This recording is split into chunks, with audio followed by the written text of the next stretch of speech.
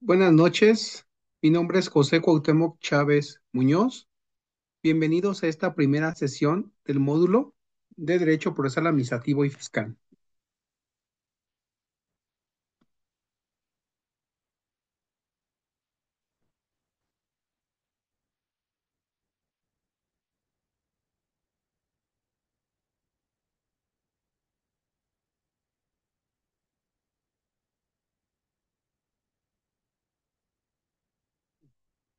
Buenas noches, Jorge, Federico.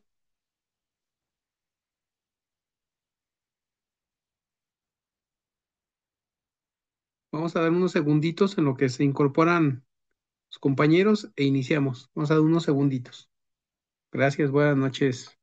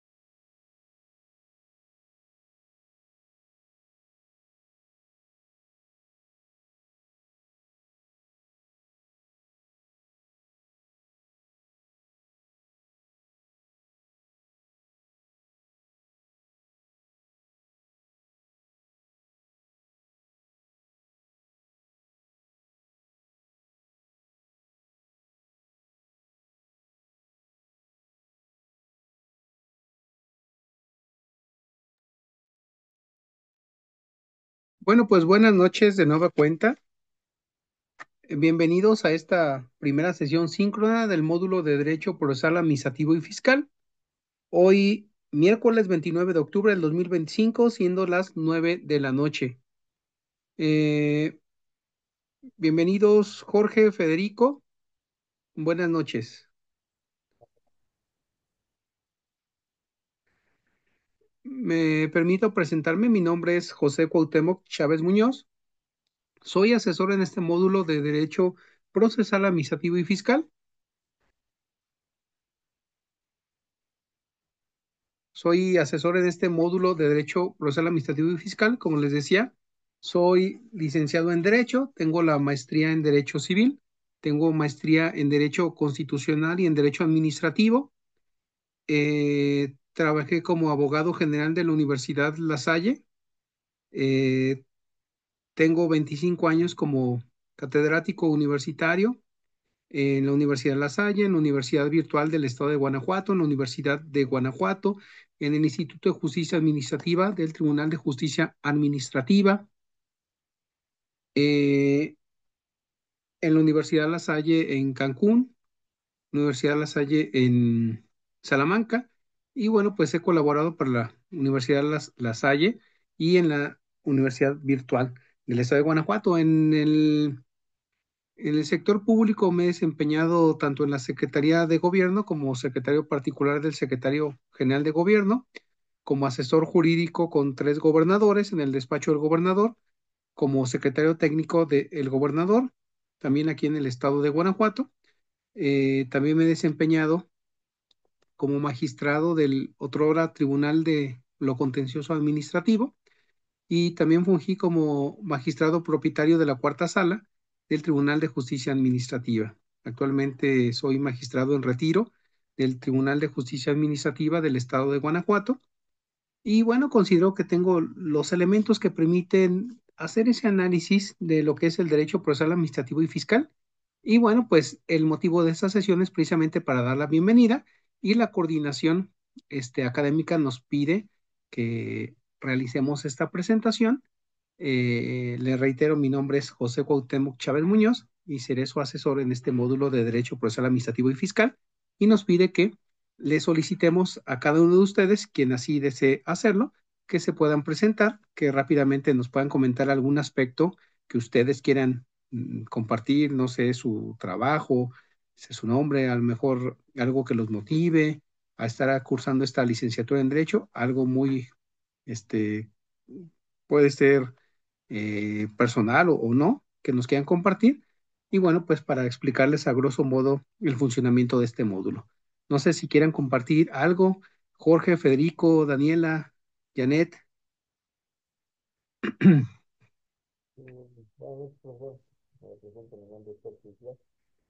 Perdón, no alcanzo a escuchar, no sé si pudieran subir el volumen,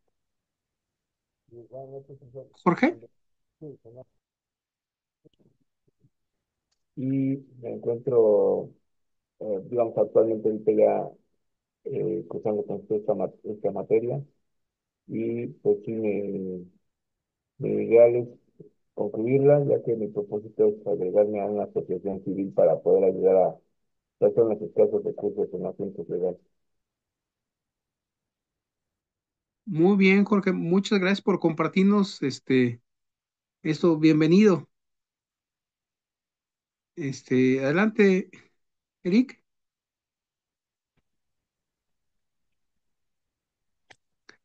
No te alcanzo a escuchar, no sé si tengas activado tu micrófono. Ahí ya me Y escuchan. listo, listo, perfecto. Ok. Mire, yo soy Efraín Gutiérrez, Efraín, vivo en la ciudad de Chihuahua, y decidí estudiar, tengo 54 años. Desde hace como unos 10 años estaba decidioso por estudiar Derecho. Sería mi tercera carrera. Creo que las leyes es algo que debemos de saber en todo momento, y creo que elegí una buena opción al estudiar en la UVEJ, las órdenes. excelente, Efraín, muchas gracias y qué por compartir esto y qué bueno que es tu tercera carrera y efectivamente pues el derecho es un área muy importante y que básicamente todos los mexicanos y cualquier persona deberíamos de tener ese dominio, ese conocimiento. Bienvenido, enhorabuena, muchas gracias por estar aquí. Daniela, Hola, buenas noches. Me presento también, Daniela. También soy de Chihuahua, nomás que no es mi tercer carrera. Apenas voy por la primera. Ahorita ando un poquito perdida, ya tenía algunos módulos sin cursar, pero pues aquí andamos con todas las ganas. Daniela Piña, a sus órdenes acá en Chihuahua también. perfecto, Daniela, ¿no? Qué bueno que estás aquí de vuelta. Como dices, hiciste esa pausa, pero lo bueno es que estás aquí. Qué bueno, bienvenida. Gracias. Bueno, buenas noches, profesor. Buenas noches, compañero. Yo me llamo Janet. Muy bien, Janet, bienvenida. ¿Nos quieres decir algo? Ujú. Sí, es que me perdí. Le acabo de cerrar pero ya. Adelante. Bueno, tengo 40 años. Estoy estudiando la carrera de Derecho, porque pues realmente, bueno, ahorita estoy trabajando en un bufete jurídico y en lo penal, pues ayuda un poco a la gente. Y bueno, no falta mucho por terminar. Y pues sí me gusta, ahorita estoy así como que no sé en qué fase porque pues me gustan muchos porque en el buffet trabajamos civil, familiar, penal. Y pues sí, luego digo, me gusta mucho lo civil cuando empezamos a trabajar un caso. Pero luego digo, no, es que mejor lo familiar y pues hasta ahorita no he definido bien, pero pues sí, sí me gusta mucho el derecho. Perfecto, excelente. Y qué bueno que colaboras pues en ese buffet jurídico y pues sí, poco a poco vas a ir clarificando cuál es tu área en la que te vayas especializando. Ya no es así como en antaño de que un abogado era todólogo. Sí, bien, puedes tener los elementos para que puedas estar atendiendo un tema, pero lo mejor y lo más recomendable es que te vayas especializando, ya sea penal, ya sea civil, ya sea laboral, ya sea administrativo, ya sea mercantil. Hay muchísimas áreas en las que te puedes seguir especializando. Muchas gracias por compartir. Ujú. Adelante, bienvenida. Gracias. Gracias. Contrario. Muy bien, ¿quién más?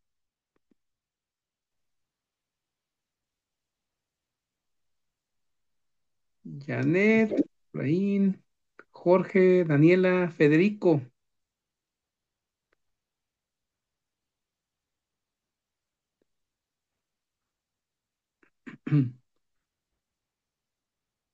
Pues la verdad es que maestro, yo realmente deporte, pero sí tengo 57 años. Muy bien, Federico, muchas gracias por estar aquí, acompañarnos.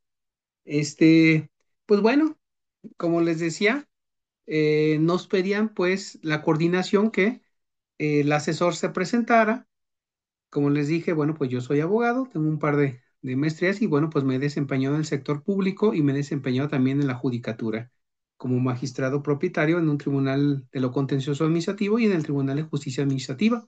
Y bueno, pues, como les digo, me da los elementos para poder aportar con ustedes esos aspectos en el derecho procesal administrativo y fiscal. Vamos a ver en esta primera sesión, en este primer módulo de este módulo, pues propiamente, de qué se trata este curso. Eh, Les comento, en este derecho procesal administrativo y fiscal, vamos a ver propiamente lo que se refiere o lo que alude a lo que es el proceso y el procedimiento. Este módulo se integra pues por tres unidades. Lo que es la unidad uno, que es el derecho procesal administrativo fiscal y la justicia administrativa en México, definiendo primero lo que es el concepto, naturaleza jurídica y las fuentes. En esta unidad uno vamos a ubicar primero el reto uno, que es un cuestionario, en donde ustedes pues van a ir definiendo lo que son las nociones del derecho procesal administrativo, lo que es el derecho procesal administrativo, lo que es proceso, procedimiento y principios. Lo puedes realizar este cuestionario en dos chances o dos oportunidades, por así decirlo, y nos da un porcentaje de un 15%. Viene después un segundo reto en la unidad 2, donde se tiene que entregar un archivo sobre el proceso judicial, donde vienen las partes en el proceso, la demanda, la prueba y la sentencia. Denme la oportunidad de estarles explicando de manera puntual, de manera precisa, cada uno de estos retos. El reto 5, el reto 4, el reto 3, el reto 2. Ok, en este reto 2 propiamente, van a elegir dos de cinco sentencias que son temáticas. Una que impacta sobre la ley de caminos, puentes y autotransporte federal, puede ser la ley de comercio exterior, puede ser la ley federal para la prevención e identificación de operaciones con recursos de procedencia ilícita, la ley del impuesto sobre la renta e impuestos al valor agregado, o bien la ley del seguro social. Una vez que hayas elegido dos de estas sentencias, vas a analizarla bajo qué enfoques. Vas a identificar y enunciar las partes que intervienen en el proceso, lo que es la parte actora, la parte demandada. La parte actora es el promovente, es el particular que está promoviendo el juicio de nulidad, por ejemplo, y la parte demandada es la autoridad que realizó, que generó ese acto administrativo. Los actos de autoridad son aquellos actos que se generan al amparo del poder público. En nuestro país tenemos tres poderes públicos a saber: el ejecutivo, el legislativo y el judicial. Estos tres poderes generan actos de autoridad de naturaleza ejecutiva, de naturaleza legislativa y de naturaleza judicial o jurisdiccional. En este caso, para este curso, los actos de autoridad que nos interesa conocer son los actos ejecutivos, que van a ser conocidos como actos administrativos. Atendiendo a la función, pues, a la función pública ejecutiva, legislativa y judicial, podemos encontrar actos administrativos en el Poder Ejecutivo, podemos encontrar actos administrativos en el Poder Legislativo y actos administrativos en el Poder Judicial, además de las funciones ejecutivas, legislativas y judiciales. Pero para efectos de este curso, nos vamos a enfocar en los actos de autoridad que generan actos administrativos, ¿sí? Que es aquellos que se generan cuando la autoridad pública realiza su función que tiene encomendada, ¿sí? Entonces, para realizar la función administrativa es necesario contar con órganos que van a realizar esa función, órganos públicos. Recuerden que en México tenemos tres ámbitos u órdenes de gobierno. Tenemos el ámbito federal, el ámbito estatal y el ámbito municipal. En el ámbito federal tenemos una división de poderes: el poder ejecutivo, el poder legislativo y el poder judicial. En el ámbito estatal o local también tenemos una división de poderes, el poder ejecutivo, el poder legislativo y el poder judicial. Y en el ámbito municipal tenemos un solo poder que es el ayuntamiento. Me regreso. En el ámbito federal tenemos una función ejecutiva, una función legislativa y una función judicial. Los órganos de Estado que van a realizar esas funciones de la función ejecutiva, pues está la presidencia de la República. Y la presidencia de la República no es solamente una figura de una persona, presidente o presidenta, sino que es la cabeza de una estructura que se llama Administración Pública Federal. Y la Administración Pública Federal, perdón, puede ser centralizada y descentralizada. La administración pública centralizada, nos referimos al gabinete legal, que son las secretarías de Estado. ¿Cuáles son esas secretarías de Estado? Pues esas secretarías de Estado, pues podemos decir que es la Secretaría de Gobernación, la Secretaría de Relaciones Exteriores, la Secretaría de Defensa Nacional, Secretaría de Marina, Secretaría del Bienestar, Secretaría de Educación, Secretaría de Salud, Secretaría de Economía, Agricultura, Desarrollo Rural, Turismo, etcétera. Las secretarías que son presididas por un secretario. El secretario, pues, es el titular o jefe de la oficina. Tiene a su cargo distintos servidores públicos que le asisten, que le ayudan. Y dentro de esa estructura, pues, tienen a subsecretarios, a directores generales, directores de área, coordinadores y jefes. Esa es la administración pública federal. Es la administración pública federal centralizada, que son las secretarías. Y también hay otra administración pública federal, que es la descentralizada o también llamada paraestatal. Esas son las entidades que son creadas para atender un tema en particular de manera técnica. ¿A qué me refiero con ello? Por ejemplo, el IMSS, el ISSSTE, Comisión Federal de Electricidad, Pemex, fideicomisos públicos, van a tener un tema de alguna categoría, de algún aspecto, de manera técnica, de manera especializada. La CONDUCEF, el INPI, la Profeco, CAPUFE, CEPOMEX, Fondo de Cultura Económica, Comisión Nacional Forestal, el IPAF, etcétera. Los aeropuertos. Puede ser en función de un servicio público, puede ser en función de una tarea pública, y estas empresas o entidades o fideicomisos van a estar sectorizados a una centralizada. ¿Qué quiere decir esto? Van a estar coordinados, van a estar agrupados por tema. Por ejemplo, CFE y Pemex van a estar sectorizados, es decir, coordinados o agrupados por la Secretaría de Energía, porque es un tema de energéticos. Por ejemplo, el IMSS, el ISSSTE van a estar sectorizados a la Secretaría de Salud, por ejemplo. El Fondo de Cultura Económica va a estar sectorizado a la Secretaría de Educación Pública.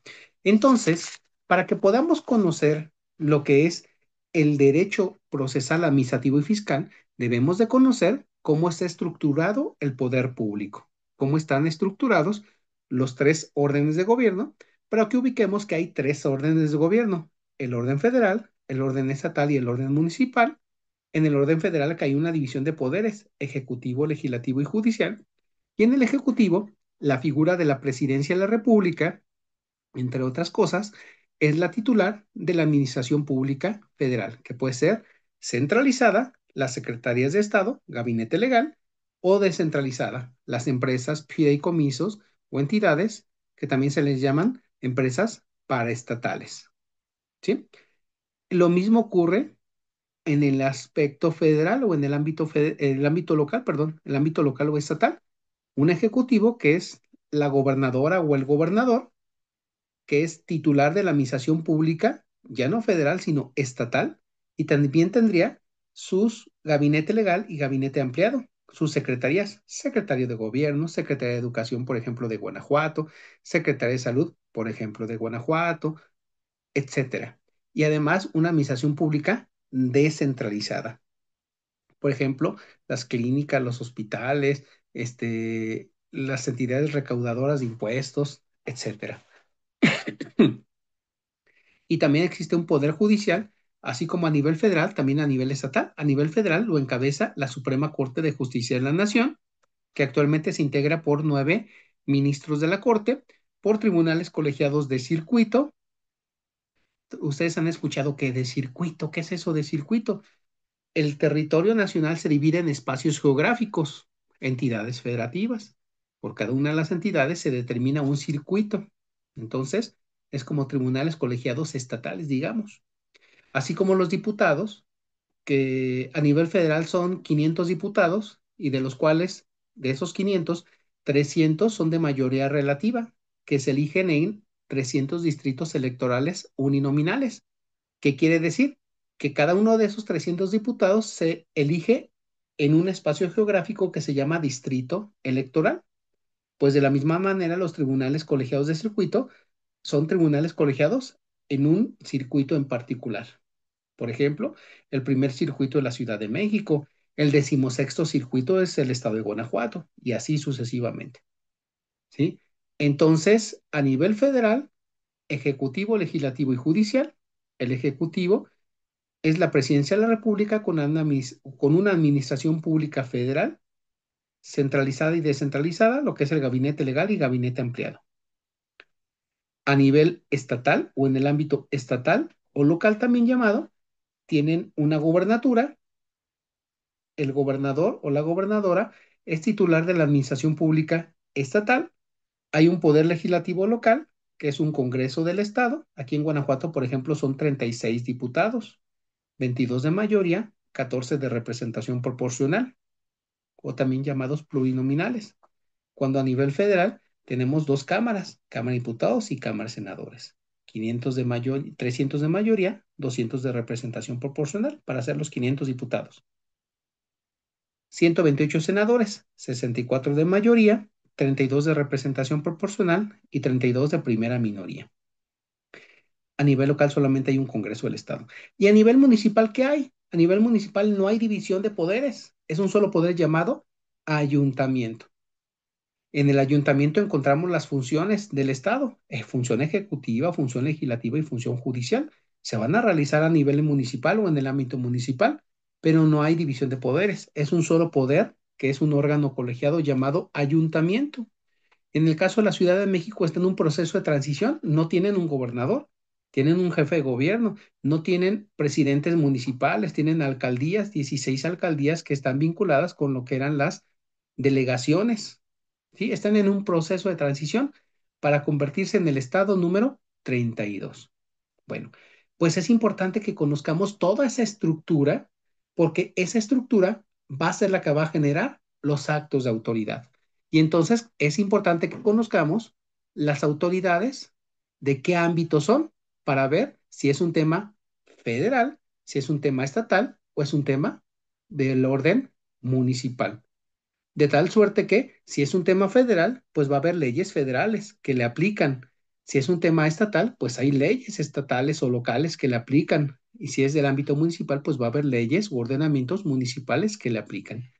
Entonces, para que podamos definir dentro del derecho procesal, administrativo y fiscal, primero debemos de conocer la estructura, la organización y funcionamiento del Estado mexicano, que está en 3 órdenes o 3 ámbitos, el federal, el estatal y el municipal.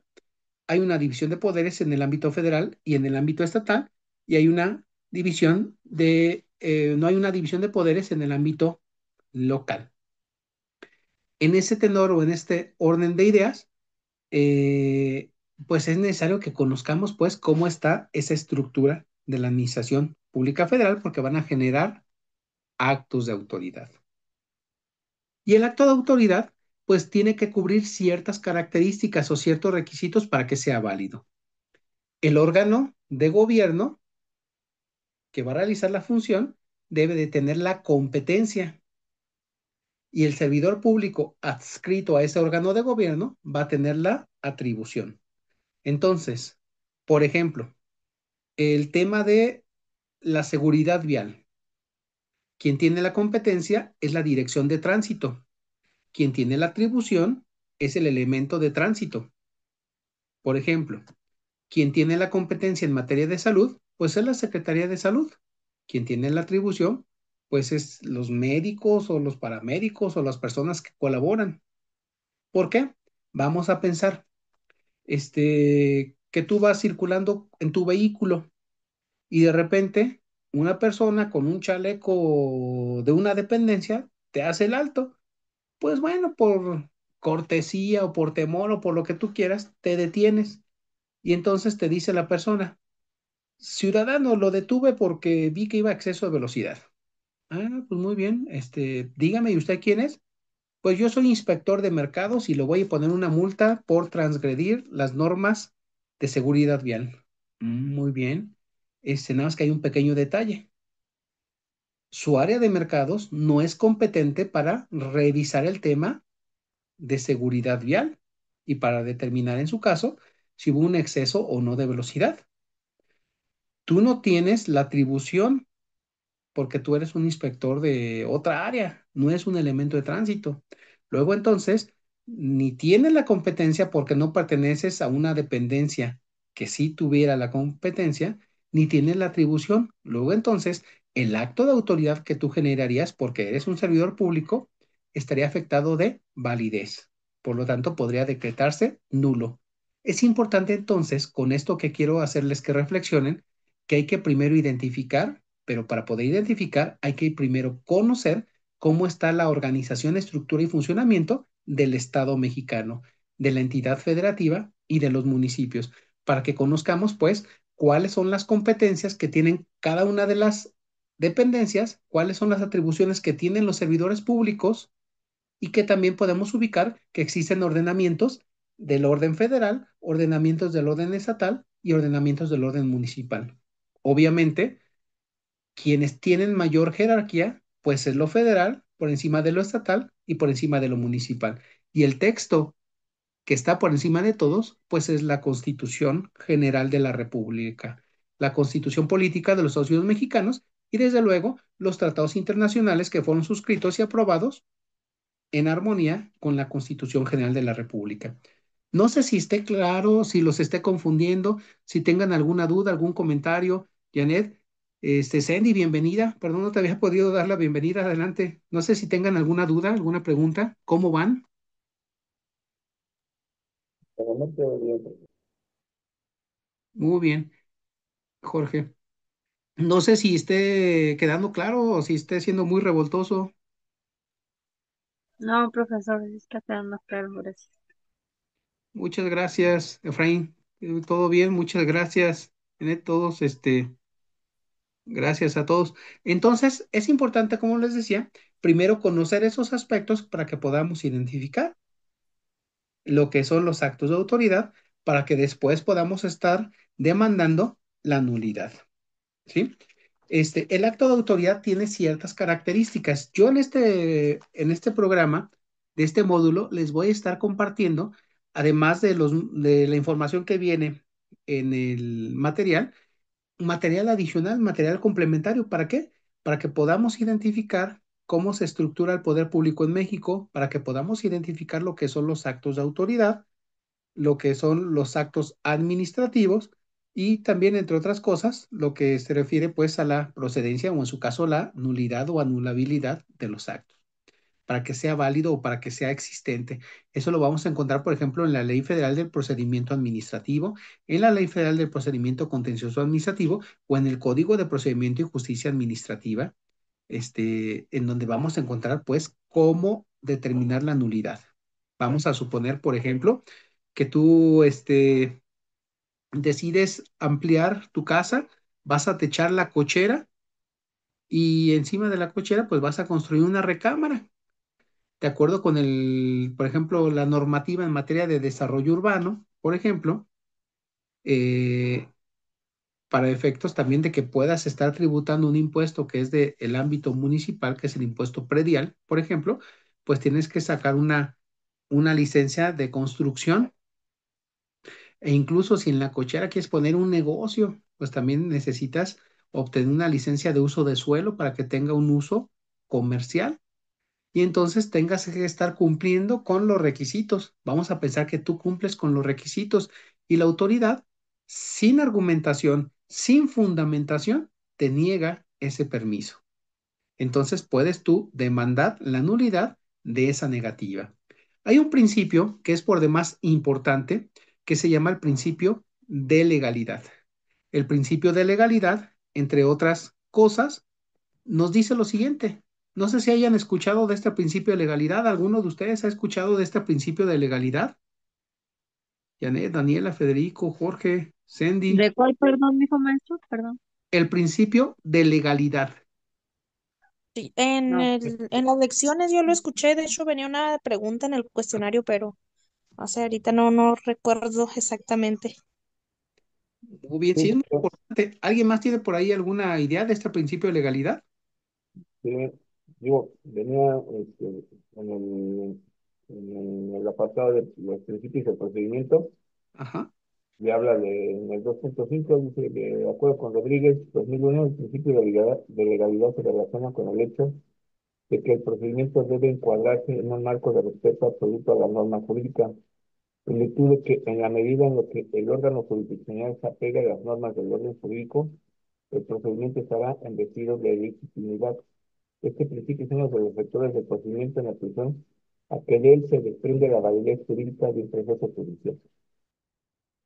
Perfecto, Jorge. Exactamente, el principio de legalidad implica que el actuar de la autoridad pública tiene que estar apegado o sujetarse a lo que marca la norma. El principio de legalidad nos dice lo siguiente: la autoridad solamente puede hacer aquello lo que la norma le permita, en tanto que el gobernado puede hacer todo aquello lo que la norma no le prohíba. Luego entonces, para el gobernado, todo lo que no está prohibido se entiende que está permitido. Si no está prohibido, está permitido. Pero eso es para el gobernado, para el ciudadano. Pero para la autoridad está que solamente puede hacer aquello lo que la norma le establezca. Si la norma prevé que lo haga y de esa manera y de esas características, lo va a hacer. Si no lo hace en esos términos, estaría violando la norma y podría ser declarado nulo. Habría que invocarlo, desde luego. Si hace más, podría estar incurriendo en un abuso de autoridad, en un exceso.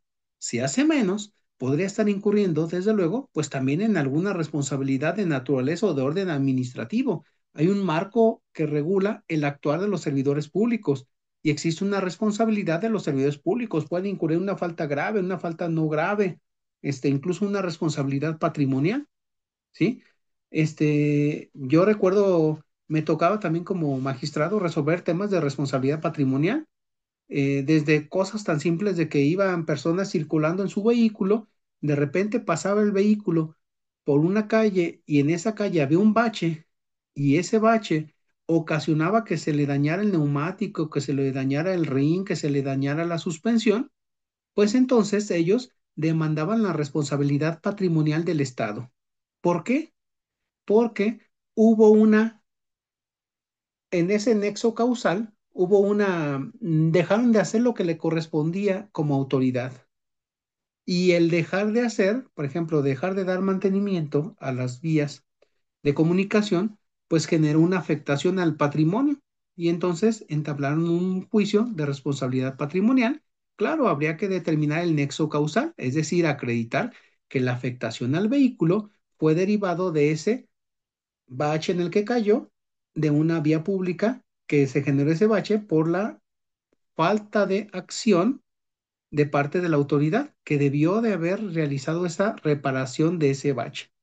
Y entonces sentencié con esos elementos, me acreditaron que efectivamente el vehículo cayó ahí en el bache porque llamaron al 911, un levantamiento pues de un parte vial, y entonces ya ahí tuvo el hilo conector para verificar que la afectación del vehículo fue realizada precisamente por esa situación de la falta de mantenimiento a las calles, y entonces se determinó el monto que tenía que pagar por el costo del neumático, el costo de la reparación del rin, el costo de la reparación de la suspensión, y entonces sentencia al Estado a que pagara la reparación de ese vehículo. Y me tocó en otros temas muchísimo más relevantes, más de una trivialidad de una reparación de un rin abollado por un bache. Cuestiones, por ejemplo, en donde médicos negligentemente suministraron más anestesia y que generó a veces la muerte, bueno, no a veces, en este caso generó la muerte de una paciente y entonces sentencia la responsabilidad patrimonial del Estado, ¿sí? Entre otras cosas. O bien, cuando determiné la nulidad, por ejemplo, determiné, por ejemplo, que el servidor público no actuó acorde a la competencia que tenía la dependencia y no actuó en el ejercicio de las funciones que tenía conferidas, o en algunos casos actuó en exceso, en algunos casos actuó en detrimento o bien actuó de manera menor, ¿sí? Y eso generó una actividad administrativa irregular, sujeta a ser anulada o anulable a través de un procedimiento contencioso administrativo. Y manera fiscal, pues es cuando el Estado actúa en su facultad recaudadora. Lo hace a través, por ejemplo, a nivel federal o en el ámbito federal, a través del Servicio de Administración Tributaria, lo que conocemos como el SAT. Por ejemplo, aquí en Guanajuato tenemos el SATEC, el Servicio de Administración Tributaria del Estado de Guanajuato. A nivel municipal, por ejemplo, tenemos las tesorerías municipales, donde van a cobrar, por ejemplo, el impuesto predial o las recaudadoras de los impuestos, o las contribuciones locales. Pero también cuando se da una recaudación fuera de la norma, entonces también es anulable. Hay un principio general del derecho que dice nullum tributum sine lege. Nulo el tributo si no está pegado a la ley. Eso está concatenado o relacionado con el principio de legalidad. No se puede cobrar un solo peso si no está establecido, si no está previsto en un ordenamiento normativo. Luego entonces debe de ser en las mismas características previstas en la norma y si hay algún cálculo indebido, por ejemplo, no sé si ustedes hayan escuchado de una demanda que tiene un empresario nacional llamado Ricardo Salinas Pliego, que dice que no debe, creo que eran 90.000 millones, o no recuerdo qué cantidad, una cantidad estratosférica. Y decía, está bien, debo impuestos, pero no esa cantidad. Estoy argumentando que debo una cantidad menor, nada más debo 7.500 millones, nada más.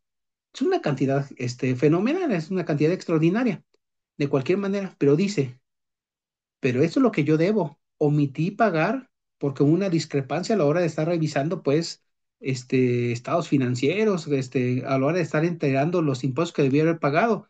Pero la cuestión es que están mal los cálculos que realizó el Servicio de Administración Tributaria. Y si a eso le suban, pues, las multas, las actualizaciones, todos los aspectos, pues, estuvo sobre un mal cálculo. Luego, entonces, eh, hay actos de autoridad que están cimentando o que están fundamentando, que están motivando precisamente ese cobro indebido. Luego entonces hay que litigarse en la vía fiscal. Es a grosso modo, digo, lo dije muy atropelladamente, sin respetar cuestiones contables, fiscales, pero a grosso modo es para que me entiendan, vamos a ver algunos aspectos ya más prácticos. Y lo que pretendo precisamente en este módulo, entre otras cosas, es eso, que ubiquemos todos estos retos, que organizan sus tiempos para que podamos estar cumpliendo en tiempo y forma. Y también me ofrezco a que puedan realizar las consultas a través del mensajero, a través del chat. Cualquier duda que tengan, con gusto la realizamos. Realizaré una retroalimentación y recuerden que tienen dos chances, dos oportunidades de mandar el reto. Esperando, bueno, si hubiera alguna duda previa, con gusto la resuelvo, les ayudo. Hay un foro en donde deben de estar participando. Subí ya instrucciones para que puedan estar participando en el foro. Si tuvieran alguna duda, con gusto la atiendo. No sé si tengan ahorita ya alguna duda, alguna pregunta, cómo van para ir cerrando esta primera sesión. Y bueno, les estaría convocando una segunda sesión donde veríamos algunos temas ya más técnicos. No, Buenas pues, noches. Buenas noches. Yo ahorita no tengo dudas porque voy a iniciando el módulo. Ya sería más adelante que me comunicara con usted mediante el mensajero. Perfecto, Jenny, muchas gracias y un gusto saludarte. Gracias igualmente.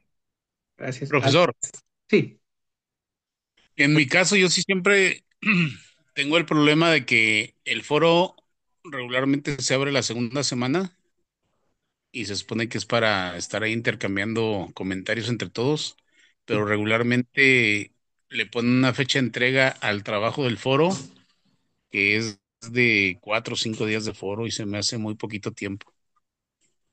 Yo desde ahorita ya hice comentarios en el foro, ya está abierto. Puedes estar comentando sin problema. Me interesa, bueno, que